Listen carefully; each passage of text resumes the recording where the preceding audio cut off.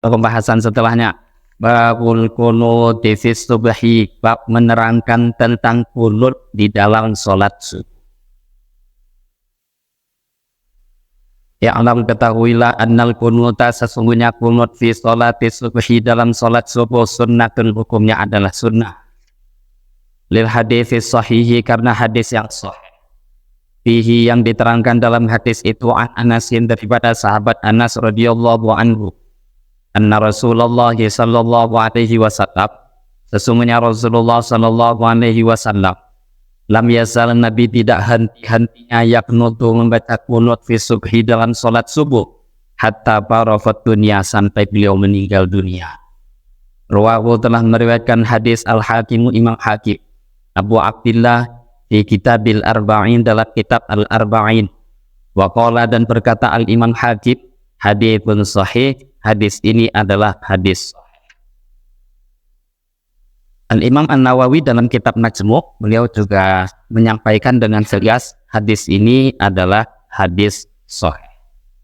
Sebelum kita membahas, ini pembahasan di mana-mana tempat agak sensitif. Sebenarnya pembahasan ikhtilaf itu bukan cuma dalam qunut Bapak Ibu, tapi dalam qunut ini nampaknya agak tajam di mana. Nah, maka kita perlebar pembahasan. Di sini kitab yang kita pakai dan pembahasan fikih dimanapun, mau tidak mau, ulama yang mengarang kitab sekalipun itu mesti punya satu fatwa. Dan kita tahu kalau ulamanya zaman sekarang, tentu dia tidak ada lagi membuat mazhab, pasti mereka akan meniru fatwa ulama mereka sebelumnya. Mesti ulama-ulama itu pun juga akan taklid pada ulama sebelumnya. Cuma mungkin mereka nggak ngaku, tidak menyebutkan. Dalam 4 mazhab Bapak Ibu, mazhab itu yang sekarang tersisa yang bisa dipertanggungjawabkan hanya 4. Selebihnya kalaupun ada, itu nggak bisa dipertanggungjawabkan. Jadi kalau diikuti gawat darurat, nggak bisa dipertanggungjawabkan. Jadi kalau misalkan anggap itu bank nyimpan uang, hilang tapi tidak diganti sama orang. Kenapa? Nggak bisa dipertanggungjawabkan. Lah yang kadang ngaku tanggung jawab, enggak tanggung jawab. 4 ini yang bisa bertanggung jawab. Dari 4 mazhab yang ada, terjadi ikhtilaf, paling tidak terbagi menjadi 2 kelompok. Dari 4 mazhab itu, 2 mazhab, 2 imam besar mengatakan qunut di dalam subuh itu hukumnya sunnah. Kemudian 2 imam mazhab lainnya mengatakan qunut subuh tidak sunnah. Yang mengatakan sunnah qunut dalam sholat subuh, Imam Malik dan Imam Syafi'i. Imam Malik mengatakan qunut sunnah, Imam Syafi'i juga mengatakan qunut subuh sunnah. 2 imam lainnya, Imam Abu Hanifah dan Imam Ahmad bin Hanbal, mereka berdua mengatakan qunut subuh tidak sunnah. Nah, sebenarnya yang ada zaman ini, NU, Muhammadiyah, itu bukan mazhab baru. Itu bermuara kepada salah satu dari 4 mazhab tadi. Cuma kalau mereka nggak sebut, ya nggak ngaku aja. NU ya berarti ngikut Syafi'i. Kok misalnya nggak ngaku, ya cuma nggak disebut aja. Tapi mereka sebutkan dalam organisasi. Muhammadiyah itu mentarjeh fatwanya Imam Abu Hanifah atau Imam Ahmad. Dan mereka punya majelis tarjeh. Maka yang mereka tarjeh fatwa dalam mazhab itu, bukan membuat mazhab sendiri. Dari 2 pendapat itu, ya tentu siapa yang sedang ngajar ustadznya, dia akan mentarjeh mana-mana mazhab yang dia ikuti. Nah, saya secara pribadi lebih condong mengikuti mazhab Imam Syafi'i ta'ala, karena memang ini yang ada laku mayoritas di negeri kita. Tapi tidak dipungkiri ini istilah. Nah, ini ikhtilaf ya Bapak Ibu. Jadi bukan bab nyalas-menyalahkan. Ikhtilaf itu ulama berbeda pendapat. Kalau sudah perbedaannya itu 1400 tahun, terus kita nganggap ini tidak ikhtilaf, kan berarti kita tidak tahu ilmuwan berarti. Harusnya jujur, oh ini ikhtilaf. Jangan ketika ditanya apa hukum qunut subuh Ustaz, bid'ah kata dia. Oh bid'ah menurut saya kan masih enak mendengarnya. Atau bid'ah menurut Imam Ahmad. Oh, berarti selain Imam Ahmad bagaimana? Maka harus jujur dalam penyampaian hukum. Al-Imam An-Nawawi mengatakan, qunut subuh itu sunnah menurut kami madhab Syafi'i. Dan tadi dilebarkan Imam Malik juga begitu. Alasannya tadi, dalilnya, hadis yang disampaikan oleh Imam Hakim, dan Imam Hakim mensahihkan hadis ini bahwa Nabi Shallallahu Alaihi Wasallam lam yazal yaqnutu fil fajri hatta faraqat dunya. Nabi tidak henti-hentinya qunut dalam sholat subuh hatta faraqat dunya, sampai meninggal dunia. Dan Imam Nawawi menulis bahwa hadza haditsun sahih. Hadis ini hadis sahih. Kemudian dalam riwayat Imam dalam kitab Al-Khulasah diriwayatkan juga yang lebih lengkap hadisnya, yaitu juga diriwayatkan daripada sahabat Anas, annan nabiyya qanata syahran yad'u alaihim tsumma tarakahu fa amma fi subhi falam yazal yaqnutu hatta faraqat dunya. Sahihul rawahu jama'atun minal hufat wa sahabuhu wa mimman nassa ala sihhatihi al-hafidz Abu Abdillah Muhammad ibnu Ali al-Balkhi wal Hakim fil Mustadrak wa mawadi' min kutubil Baihaqi wa rawahu Daruqutni min turukin bi asanid sahihah. Kata beliau, ada riwayat lain bahwa Nabi kunut selama sebulan penuh. Nah, cuma sebulan penuhnya itu 5 waktu. Dan kunutnya yang Nabi buat awal waktu selama sebulan itu adalah yada'u alaihim. Ada doa laknat kepada orang-orang kafir yang waktu itu membunuh para hafiz Al-Quran. Jadi Nabi diminta, ada orang masuk Islam, ngakunya. Kemudian lepas itu minta beberapa orang guru agama Al-Quran dikirim kepada mereka. Setelah dikirim, dibunuh semua. Maka Nabi doa sebulan penuh untuk melaknat orang tadi, kaum tadi, karena memang luar biasa. Tsumma tarakahu, maka Nabi setelah 1 bulan itu ninggalkan kunut. Lah ini yang dipakai dalil orang-orang tadi. Lah Nabi ninggalkan. Nah hadis ini jelas menerangkan. Tsumma tarakahu, yang ditinggalkan itu melaknatnya. Fa'ammas subuhu, adapun kunut dalam subuh, falam yazal, Nabi tidak pernah berhenti membaca kunut sampai meninggal dunia. Hadis ini sahih, diriwayatkan oleh banyak para ulama, para hafiz. Di antara yang menyampaikan hadis ini sahih adalah Al-Imam Abu Abdillah Muhammad bin Ali al-Balkhi, Imam Hakim dalam kitab Mustadrak, dan Al-Imam Al-Baihaqi dalam beberapa kitab beliau. Dan begitu juga hadis ini diriwayatkan oleh Al-Imam Ad-Daruqutni dengan beberapa jalur yang sahih. Nah ini kalau dikatakan sahih oleh beberapa imam, apa tidak cukup? Ustadz, katanya ada yang mengatakan nggak sahih. Itu beberapa ustadz yang mereka mengkaji duduk dalam, termasuk ada Ustadz Yazid Jawas. Itu kalau sudah membahas kunut subuh, pernah ditanya apa hukumnya kunut subuh, beliau bilang langsung bid'ah. Itu nggak ada embel-embelnya itu, khilaf nggak disebut, segala macam nggak disebut, yang penting satu hukum, bid'ah.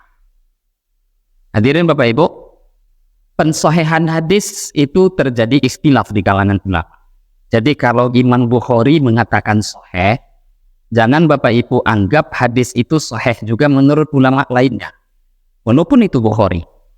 Berarti kan apalagi selain Imam Bukhari. Misal, kalau hadisnya Imam Bukhari, kita standarkan pakai standarnya Imam Nasai, maka akan ditemukan nanti beberapa hadis dalam Bukhari itu menjadi dhaif kalau dipakai standarnya Nasai. Maka tadi hadis ini sahih menurut Bukhari, itu cukup. Kalau orang itu, para ulama sudah mengatakan Imam Bukhari ini imam dalam hadis, maka begitu juga kalau dikatakan hadis ini sahih menurut Imam Syafi'i, itu cukup. Kalaupun nanti yang lain bilang dhaif, terserah yang bilang dhaif, tapi cukup kok, karena Imam Syafi'i juga imam di bidang hadis. Jadi semua imam mazhab ini yang 4, imam hadis semua. Imam Malik, Imam Abu Hanifah, Imam Syafi'i, Imam Ahmad bin Hanbal, semuanya punya karangan kitab hadis dan mereka imam. Nah, kalau sudah mereka katakan sahih itu cukup, walaupun nanti yang lain mengatakan dhaif. Nah, sekarang sahih. Kalaupun dikatakan oke, ada pernyataan atau komentar dari orang-orang yang mendhaifkan. Nah, ini diantaranya alasannya yang sering disampaikan adalah mereka mengatakan bahwa hadis Nabi kunut yang selalu dibuat dalam sholat subuh sampai meninggal dunia, ada orang yang mendhaifkan dengan alasan dalam hadis itu ada rawi yang bernama Abu Ja'far Ar-Razi. Nah, ini yang selalu diulang-ulang. Itu dhaif itu karena di dalamnya ada Abu Ja'far Ar-Razi. Sekarang kita ingin tahu apa komentar ulama tentang Abu Ja'far Ar-Razi. Al-Imam Ibnu Hajar Al-Asqalani, beliau mengatakan hadis ini, setelah beliau nukil tadi hadis Nabi SAW kunut dalam sholat subuh sampai meninggal dunia, kata Ibnu Hajar Al-Asqalani, beliau mengatakan haditsun hasan, hadis ini hadis hasan. Tapi, kata Ibnu Hajar, dalam hadis ini ada rawi namanya Abu Ja'far Ar-Razi, mukhtalaf fihi. Para ulama berbeda pendapat memberi penilaian kepada dia. Nah, ini jujurnya ahli hadis. Harusnya begitu, kalau mau mendoifkan pun, jujur dulu. Ulama berbeda pendapat. Hanya saja Ibnu Hajar mengatakan hadisnya hadis hasan. Lah yang mengatakan Abu Ja'far Ar-Razi itu sahih banyak ulama, tadi sudah kita sebut. Lah di antaranya ada beberapa ulama yang memberikan persyaratan bahwa Abu Ja'far Ar-Razi itu hadisnya dhaif kalau dia meriwayatkan hadisnya itu dari gurunya yang bernama Mughirah. Jadi setiap orang itu kan ulama, guru nggak satu. Apalagi Abu Ja'far Ar-Razi, dia kan ulama juga. Lah punya banyak ulama. Kalaupun dikatakan dhaif riwayatnya Abu Ja'far Ar-Razi, saya nggak tahu nih Bapak Ibu nyambung pada pembicaraan ini, tapi penting biar tahu yang nyambung biar nyambung. Harusnya kan cukup, oh ini sahih menurut Imam Syafi'i cukup harusnya. Tapi kadang kita pengen tahu sedikit. Abu Ja'far Ar-Razi itu kata para ulama seperti Yahya bin Ma'in, Ali Al-Madini, ini zaman-zaman Imam Ahmad bin Hanbal semua, generasi di atas Imam Ahmad bahkan, guru beliau. Kata Yahya bin Ma'in atau Ali Al-Madini, Abu Ja'far Ar-Razi itu hadis dia dhaif kalau melewati jalur gurunya yang bernama Mughirah. Tapi kalau melewati jalur yang lain, apalagi dalam hadis yang beliau riwayatkan tentang kunut, ini daripada jalur Rabi' bin Anas. Jalurnya beda. Lah karena jalurnya daripada Rabi' bin Anas, maka hadisnya sahih. Yang dikatakan ulama jalurnya itu tidak sahih kalau melewati jalur Mughirah. Satu contoh Bapak Ibu, saya punya beberapa guru yang saya paling banyak ambil faedah itu Syekh Uzairul Taibur Abdillah. Dan ada mungkin saya punya guru yang mungkin guru saya juga dhaif, kan ada. Nah kalau saya meriwayatkan daripada jalur guru saya yang sahih, ya hadisnya jadi sahih. Tapi kalau dari guru yang sana saya riwayatkan, itu nggak bisa diterima. Tergantung jalurnya ke atas, bukan orangnya.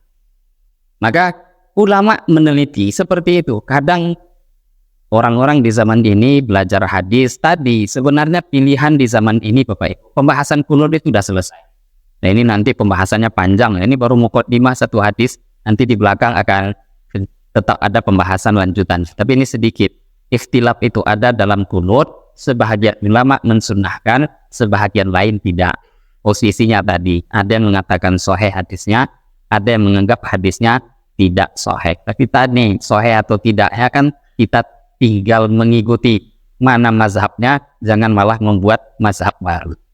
Di Indonesia mayoritas tidak dipungkiri Syafi'i, maka jangan heran mayoritas hampir menggunakan kunut di dalam sholat subuhnya. Tapi yang kunut jangan nyalahkan yang tidak kunut. Yang tidak kunut pun jangan hobi pula mengatakan bid'ah orang yang kunut. Lah kalau sudah hobi membid'ahkan itu kita susah karena sudah macam mengkotak-kotakkan surga neraka. Hadirin Bapak Ibu, bahkan kalau kita lihat di antara ulama-ulama salafi, bukan ulama yang sekarang ya, ada namanya Bin Bas. Lah Bin Bas pernah ditanya Qala Syekh bin Baz rahimahullah, bin Baz ditanya, kalau saya bermakmum, karena beliau mengikuti fatwanya Imam Ahmad bin Hambal, tidak sunnah qunut. Tapi beliau ditanya, bagaimana caranya? Lau shallaitu ma'a imamin yaqnutu.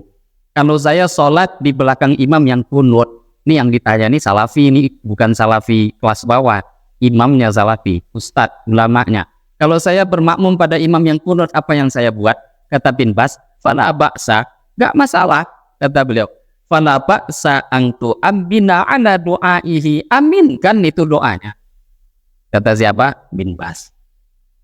Wasu'ila Syekh Ibnu Utsaimin. Mungkin Bapak Ibu pernah dengar juga ulama dari kalangan Salafi Wahabi Al-Utsaimin. Al-Utsaimin pun ditanya, "Indana imamun yaqnutu fi sholatil fajri bi sifatin daimatin fahal mutabi'u." Di tempat kami ada imam yang istiqomah baca kunut subuh, kami ikuti apa enggak? Ditanya Al-Utsaimin. Kata beliau, fa ajaba rahimahullah, man shalla fa imamin yaqnutu fi sholatil fajri fa yutabi'il imam fil qunut fi sholatil fajri wa yu'amminu ala du'aihi bil khair wa qad nassa ala dzalikal imam Ahmad rahimahullahu taala. Kata Syekh Al-Utsaimin, kalau kalian ikut sholat di belakang imam yang kunut, maka kalian juga ikut kunut. Aminkan. Kata Al-Utsaimin, aminkan, ikut angkat tangan, aminkan. Karena yang dia baca pun juga doa yang baik. Bahkan kata beliau, ini pendapat dinukil dari Imam Ahmad bin Hambal rahimahullah. Nah, kalau sudah seperti ini, yang di zaman ini dinisbatkan yang agak kaku kawan-kawan salafi, ternyata para ustadz, para ulamanya begini. Nah, terus harusnya tidak terjadi pertentangan. Karena mereka pun yang mengatakan tidak sunnah, tetap mengatakan ikut imam. Kalau imamnya kunut ya kunut. Fala ba'sa ayyu amin, nggak masalah kalau dia pun doa kunut dan mengaminkan. Nah, ini beberapa sedikit pembahasan yang bisa kita bahas pada pagi hari ini. Dan ini pembahasan kunut baru muqaddimah, baru 2-3 baris. Itu akan ada pembahasan yang lanjutan. Insya Allah kita bahas umur panjang di pertemuan setelahnya.